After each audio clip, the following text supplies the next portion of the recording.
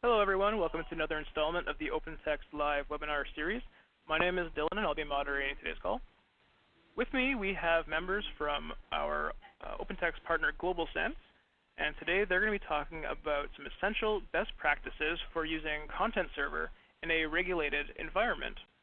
So if you have a question at any point during today's presentation, simply type it into the chat pod, which is located on the right-hand side of your screen.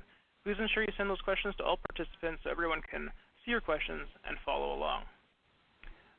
Today's session is being recorded as well, so if you'd like to review anything you saw today, we'll have the recording and a copy of the PowerPoint presentation on the Knowledge Center, probably later this afternoon, and we'll also email a copy of those materials to you within the next couple of days.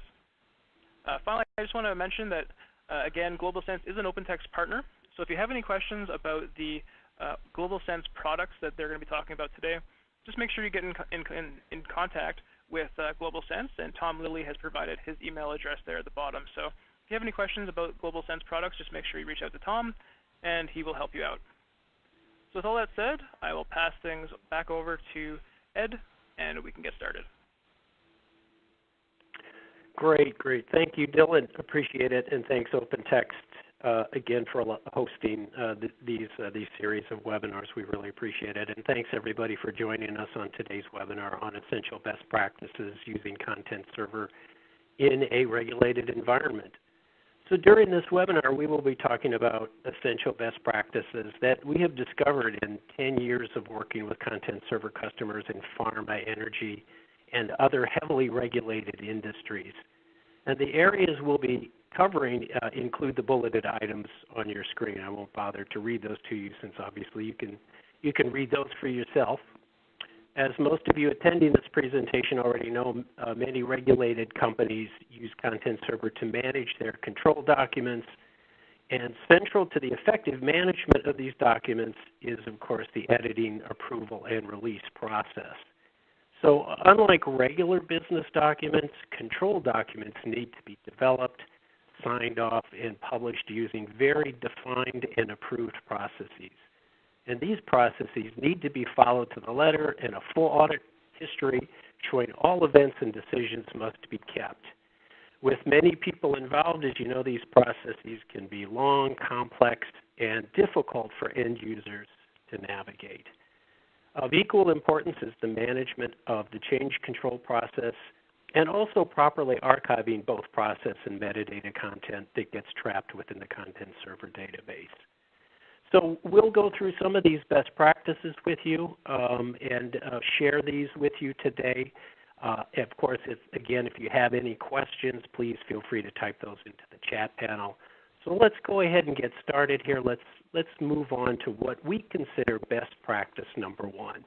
Use automated tools that align to your controlled document business processes. For us and for our regulated customers, it's important to remove as much of the manual process as possible, thus eliminating excess documentation and user error and streamlining through automation whenever possible. The tool should enable process definition, implementation of business rules, interfaces that help the users, and really good, effective reporting.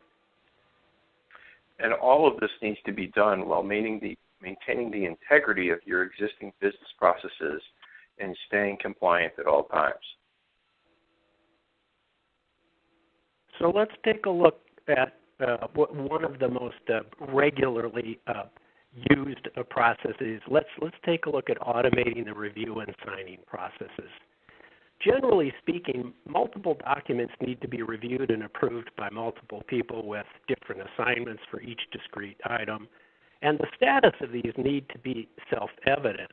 Once approved, these documents may need to be merged into a PDF for final signature. So let's take a look at how automation can be introduced into this process. So here's a typical example of a workflow definition for a review and approval process. But what really needs to happen is that you have all of the information you need in all the documents in effective ways. For example, do you need to do more document management functions such as reserving a document at the beginning of a process or being able to convert more than one document for your process? In this screenshot, we've highlighted some ways in which the workflow map in which you can more fully automate this process through the introduction of certain additional automation steps here. Some of the steps highlighted in this map provide additional automated functionality such as dynamically modifying the workflow data, automatically performing actions on the docs such as rename, changing owners and permissions, reserve, unreserve, purge, delete versions, send email messages, generate audit reports, and much more. And in this way, you're able to extend the Content Server platform to best fit your business needs. And some of the highlighted steps in this workflow map are specifically enabled to support multiple documents in a single signing workflow. Remember the convert and stamp step from that previous screen? Well, here's an example of how it can be configured through GCI Power Tools. Any number of documents can be converted from their native format to PDF and made ready for signature, or multiple documents can be merged into a single document for approval or storage. Also note the additional tabs across the top of the page for configuring additional automation. In fact, let's go ahead and take a look at watermarking right now. So watermarks are especially important when documents are printed. They are frequently the only way to verify that you're using the correct version of the document and tie back to the electronic version stored in Content Server. But often in the review process, you need some information to be very dynamic or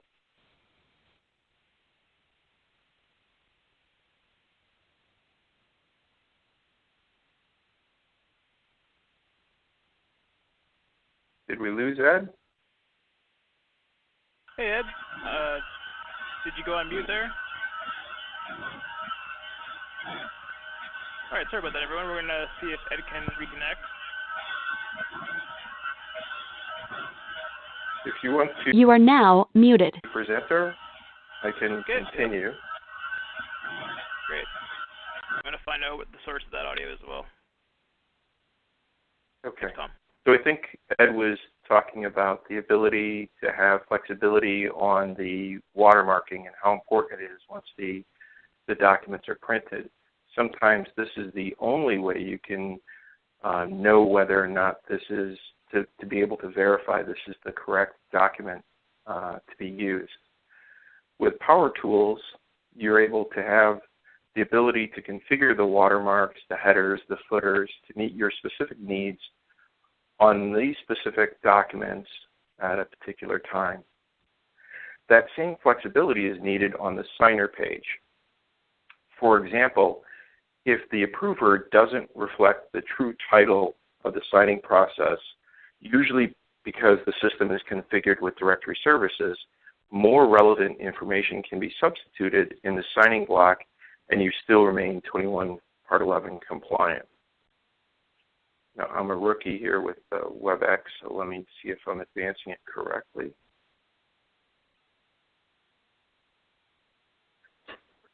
Dylan, if you can just help me with the advanced button. Yeah, for sure.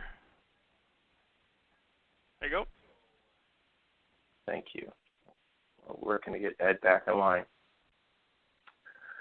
So some of the automation controls you may want, for example, the ability to escalate or complete a step, can also be configured.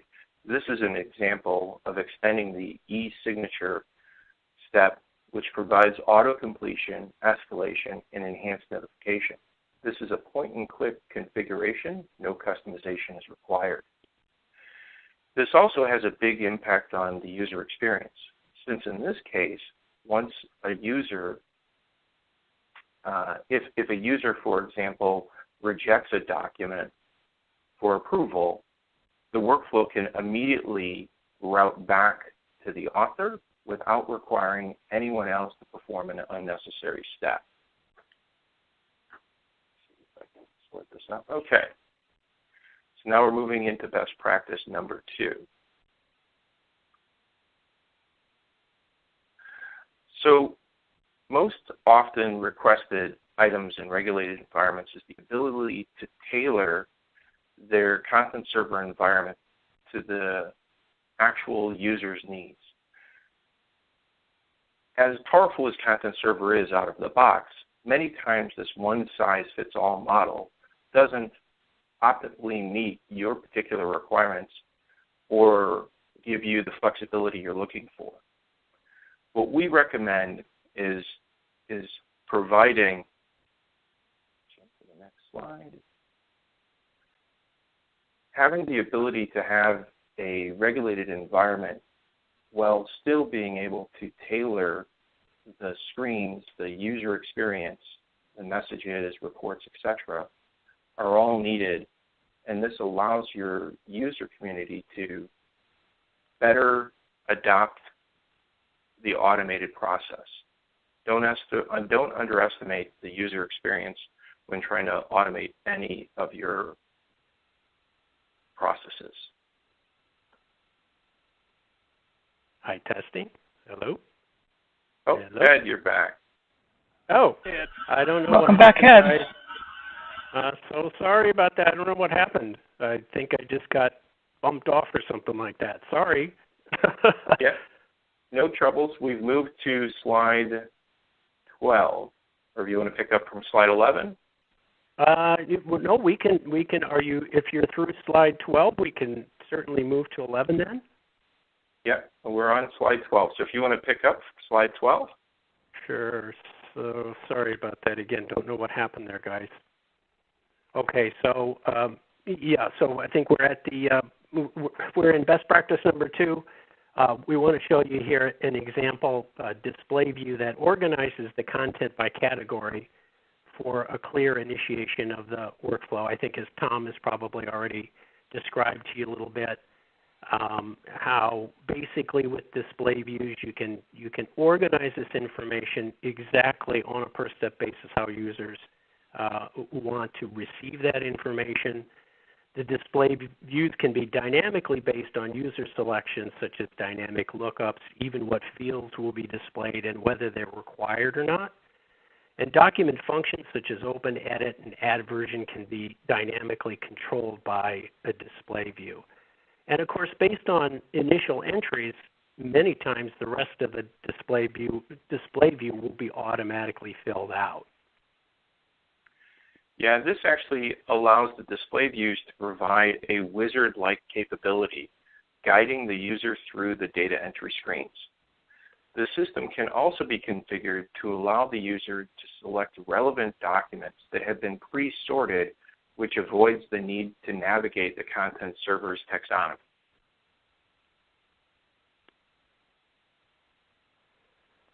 So in this particular screenshot, on the left you have a standard content server notification email, and on the right you have a notification email that's been completely tailored to the recipient through the use of Power Tools. These notifications can be configured again on a per-step basis, and they can be triggered by specific events and go to any email address.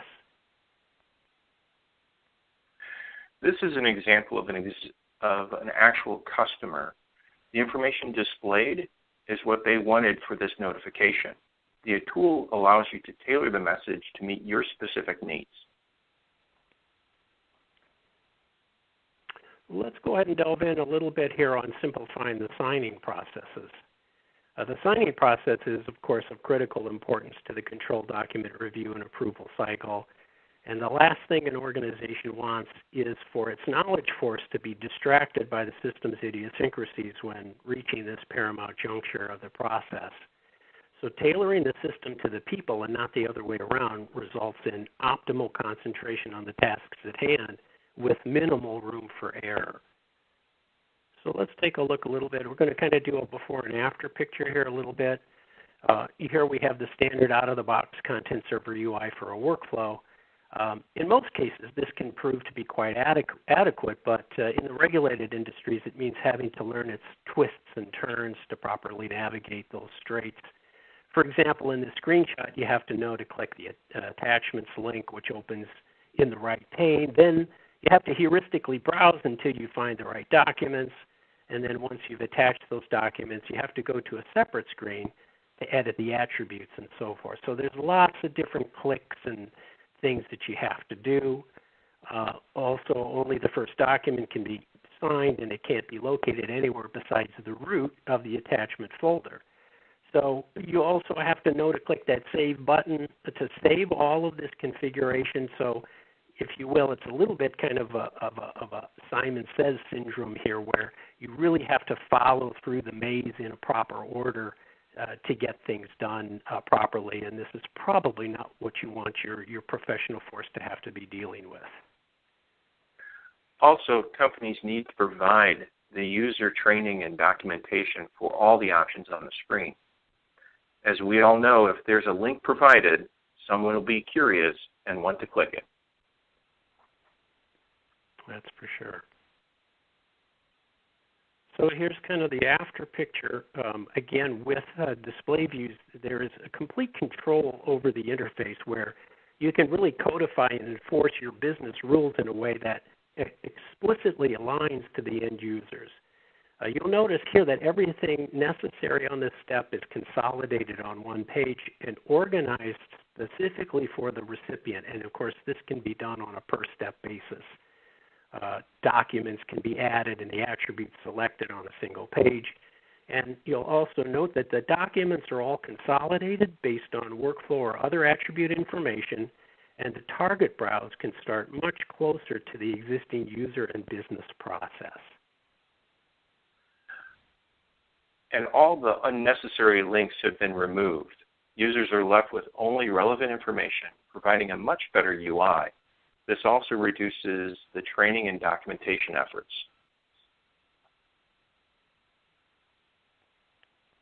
So this is another snippet from a display view that shows that you can approve or reject multiple documents with mixed decisions on a single page. The rejection reason is captured for each document rejected and, of course, stored in Content Server. And as we talked about earlier, if the ones that are approved can move forward through the workflow process and publish, the ones that are rejected will be returned to the author for further review and can be resubmitted through the process. In this particular signing screen, you'll notice that all the documents are specified that require that user's signature. So multiple documents can be signed in a single event as highlighted in this screen. And on the signing page, we can modify the information itself while maintaining CFR 21 Part 11 compliance. I think what's also cool to show on this screen in the background, you can see there's a couple of documents listed at the top that are specific for this user to approve. It's also showing other documents that need approval that are being processed via the same workflow. This is a great example where if the actual SOP for a company was being changed, perhaps there's a training document that also needs to get changed, a PowerPoint, and maybe the training staff are required to approve that training. So only the right people are getting the information that they need to sign and approve. The other information is available there for reference, including supported documents and other necessary information. Back to you, Ed. So as you know, the constant oversight from governing authorities is something that all regulated organizations are operating under. And the ability to access specific information at a moment's notice with the level of specificity required is an important part of monitoring the control document process. A lot of the time people need to use reports within the context of their business process, for example, while initiating a workflow or performing their work. And with management reports with access to both internal and external databases, critical information can be seamlessly integrated into the process. For example, when selecting related documents for change management, an embedded report can be used to identify documents and add them to a process.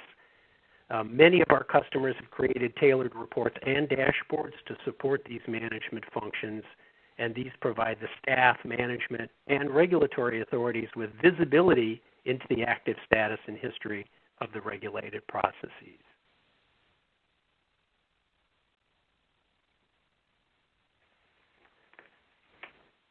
So this is an example of, well, it's a, if you will, it's an accordion-style display view dashboard.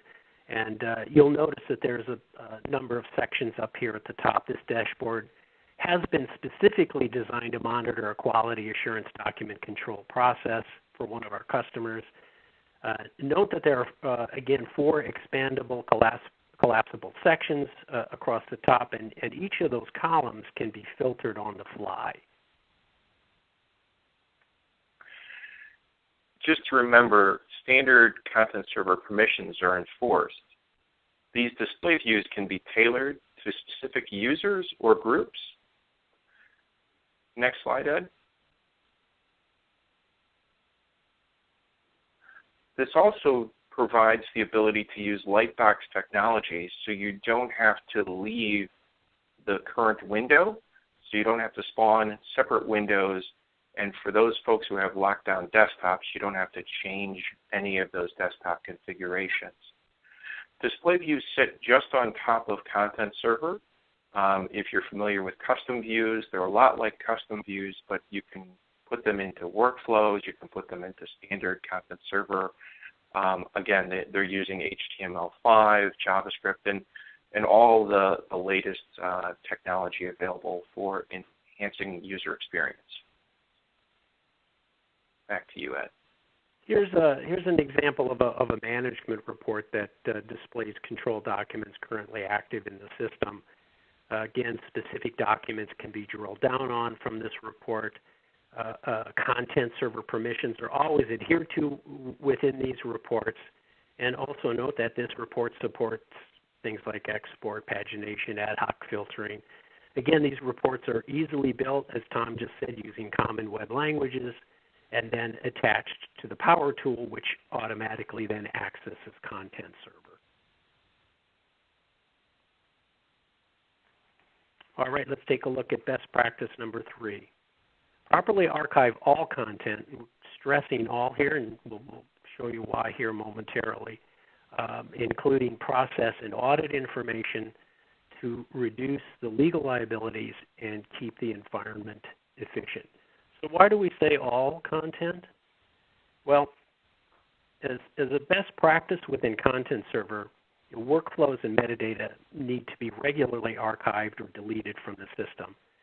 Within regulated environments, however, this information cannot just be deleted and must be controlled and managed like any other business record. So what Power Tools does is it provides our customers with a way to safely archive completed workflows and audit events, thereby eliminating chronic legal liabilities that unfortunately most organizations don't even realize that they have when they're in the regulated environment. This important yet overlooked content is safely extracted, transformed, and placed back into the repository in a read-only format. And once archived, Content Server's records management tools are used to apply corporate disposition policies that ensure potential legal liabilities are eliminated while remaining in compliance. This also cleans out many rows in the Content Server database. We're talking a lot of information that's just basically trapped there. And as a result of that, performance enhancements are likely to be seen, certainly easier and faster access to current information in a variety of different user reports when that information is cleared out of the system. And with RM, documents and other Content Server objects can be properly managed in terms of their disposition schedules and as Ed said, removed from the system. But with workflow data, it cannot. Workflows themselves are complex and can include documents, forms, database information, user information, huge amounts of audit data, all which needs to be properly maintained for compliance reasons. Companies have been putting documents under RM control for a long time, but without GCI Power Tools, their only option for workflow and audit data to this point has been leaving the information in the system to stay compliant or deleting it and taking the risk, have they deleted the right information or not. So let's take a look here at this is a standard what would be a standard workflow status list in Content Server. However, you'll notice that this is going to look a little bit different for those of you that frequent this page. With the installation of the GCI Power Tools for Archiving module, you'll notice over on the left-hand side highlighted there is a new button that is instantiated to the GCI Archive button. And then over on the right, you'll see that there are multiple different stati that are happening here. So currently in Content Server, when a workflow, a completed workflow is archived, that's just a logical archiving. It's just a flag. It's just flagging it, but it's not doing anything about the underlying content. Again, that's all still resident in the database. Nothing has really truly been archived. It's just been flagged as archived and moved to a different report. What GCI archiving is doing a proper physical archiving of all of the associated content associated with that completed workflow, and that can be substantial content, and not only the metadata, the comments, the attachments, the documents, the map, everything, all of that associated information. It's a tremendous amount of information, as you guys know, in a control document workflow, that's substantive. Under the status, so the ones that are listed as archived, those are just regular Content Server archive. That's just a logical flag. But then you'll see some are marked GCI archived awaiting post-processing. That means they've been marked to be GCI archived, and then a process will run in the background to transform those completed workflows, and we'll see what that looks like here in a moment. And then we have ones that have already been GCI archived. There's a tremendous amount of configuration options here. We're not, as you can tell, not diving down deep into the weeds here. We're happy to do that with each of you separately at a subsequent time. We just kind of want to give you a high-level view of what this looks like at this point.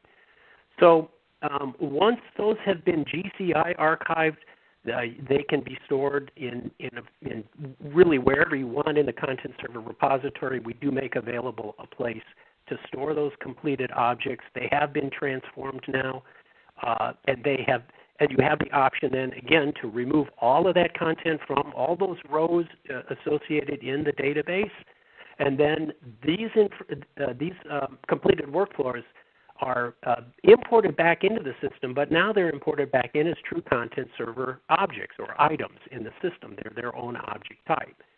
And here's what one looks like when you open it up. Well, it looks a lot like a Content Server workflow, although it's a little bit different looking. It's read-only, so it cannot be changed at this point. It is a matter of the record at this point.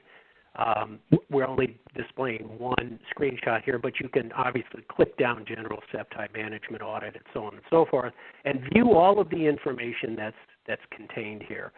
And then, of course, this can be put under Records Management Control such that at the appropriate time it can be fully purged from the system, and any legal liabilities associated with that subsequently are off the books. And the GCI archive data can be stored in a separate archive volume, allowing you to place this under different storage, your less expensive storage options, therefore reducing your total cost of ownership. One of the other comments I wanted to make was, for a completed workflow, if it hasn't been GCI archived, it's still editable. As Ed mentioned earlier, once it's been GCI archived, it is truly locked down and made read-only. Back to you, Ed. Okay, let's take a look at best practice number 4 here. And best practice, now this is actually, I think, a bonus best practice for you. I think the webinar was actually listed as the 3 essential best practices, but frankly, there are 4.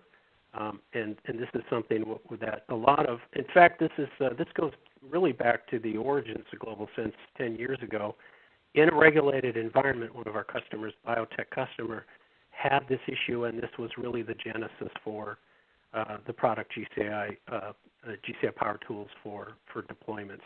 So let's dive into this. What do we mean by streamline your change control processes?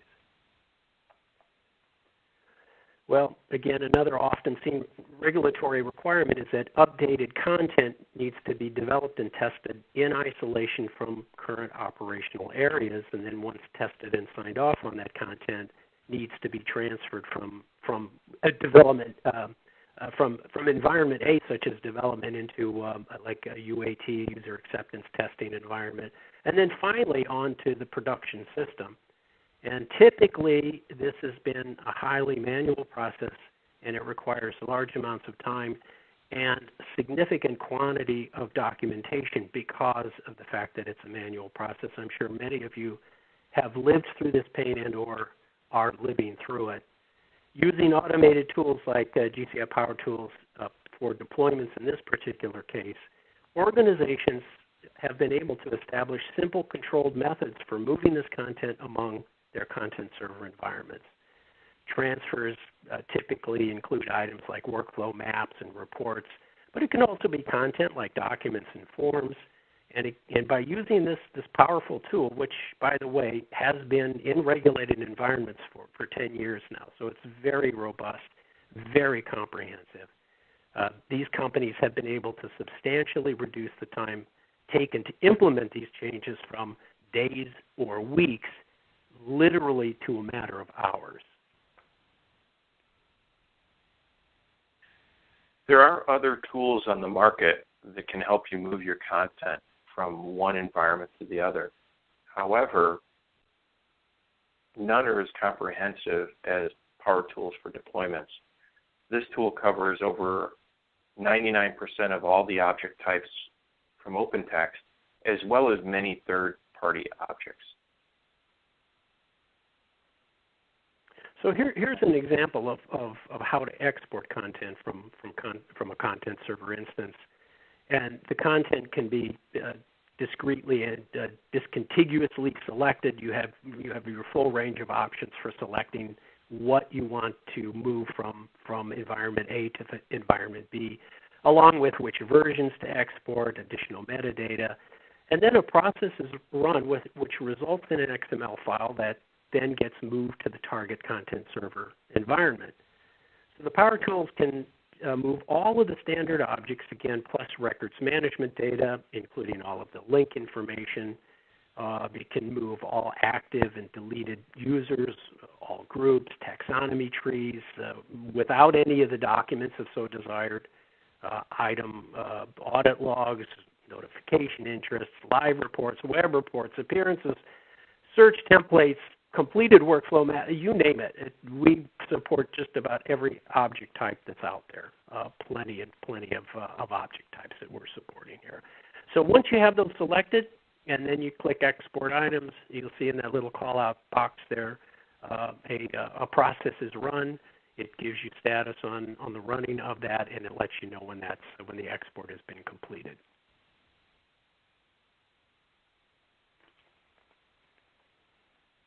Okay, let's take a look at what it looks like on the other end, on the import side. You'll note the many options that can be applied upon import. Lots of different things that you can do in terms of what preferences you have on bringing that information into the new system. And once again, it's a pretty simple interface. It's a pretty simple process. We're taking care of all of the heavy lifting on the back end for you on this. One of our customers recently moved over 25 million objects from a 9.7.1 environment to a 10.5 environment. This included all of the different object types. We were able to maintain all the proper references with forms and form data, all of the different linkages throughout the system. It was an amazing undertaking, and they were able to do it relatively quickly, all things considered. I believe they were able to get something like 50,000 objects per hour from an import perspective.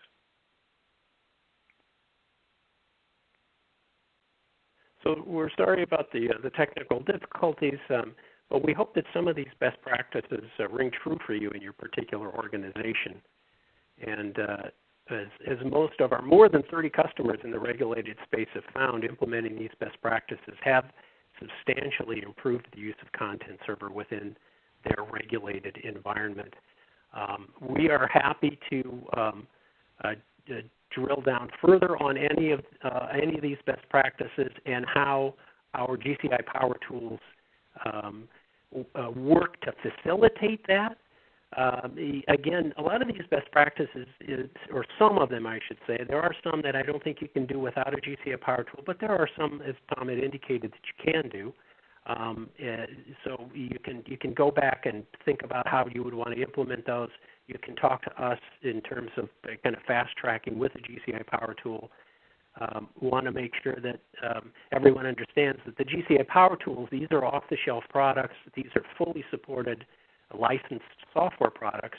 So any of the tailoring and the configuration that may be like, such as display views and so forth, that sit on top of these things, none of this is custom code. This is all supported licensed software. So as the content server versions change, we're there right along with it. You're not writing anything specific to your environment. Well, you are writing things specific to your environment, but not custom. You're not painting yourself into a corner when you use any of these tools.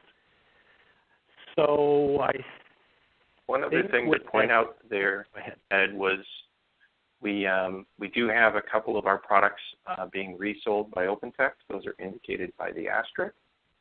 And another point, when we're talking about the display views, it's really XML, taking the XML information and allowing you to use XSL to import it. I know that came up on the chat panel. So I guess we're moving forward here. Go ahead, Ed. Sure. So probably all of you guys know who we are. We've been around for a while. We're all former OpenText employees. I'm sure you've heard our names way too many times in the past. But we're still here, and we're still what we believe to be building great software on top of the mothership, on top of content server, which is where where our area of expertise is. We currently now have 8 major shipping products for content server. Almost all of those, if not all of those, are way beyond version 2s. Some are up to version 6s, like Power Tools for Deployments. It's very robust. We have a lot of happy customers. I think when we come in, we not only bring the extensible and upgradable tools, but we bring an expertise into the regulated environment, having worked in regulated now for over 10 years.